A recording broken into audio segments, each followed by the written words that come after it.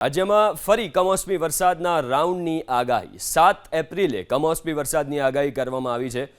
દ્વારકા જામનગરમાં ખાબકી શકે છે કમોસમી વરસાદ।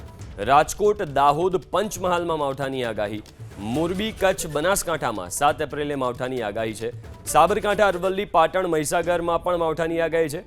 આવતીકાલથી પવનની ગતિમાં વધારો થશે હવામાન વિભાગે આગાહી કરી છે। આજે અને આવતીકાલે માછીમારોને દરિયો ન ખેડવા માટે પણ સૂચના આપવામાં આવી।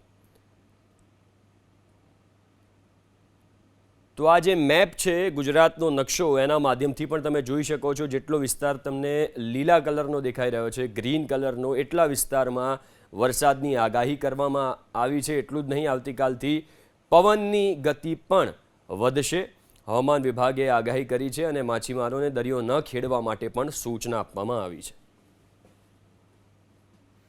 जो नेक्स्ट WDA आ रहा है जो 7 तारीख से उसका थोड़ा सा प्रभाव रहेगा गुजरात के नॉर्थ गुजरात पे और जो राजस्थान और मध्य प्रदेश से सटे डिस्ट्रिक्ट्स हैं जैसे कि अपना द्वारका है, उसके बाद जामनगर, मोरबी, कच्छ के साथ फिर बनासकांठा, साबरकांठा, अरावली, महिसागर, पंचमहल, दाहोद, तो इनमें इसका असर देखने को मिल सकता है और हमें हल्की से मध्यम वर्षा देखने को मिल सकती है। साथ में ही जो थंडर स्टॉर्म है विद गस्टी विंड्स 30 से 40 किलोमीटर प्रति घंटा की भी उम्मीद कर सकते हैं इन डिस्ट्रिक्ट्स में।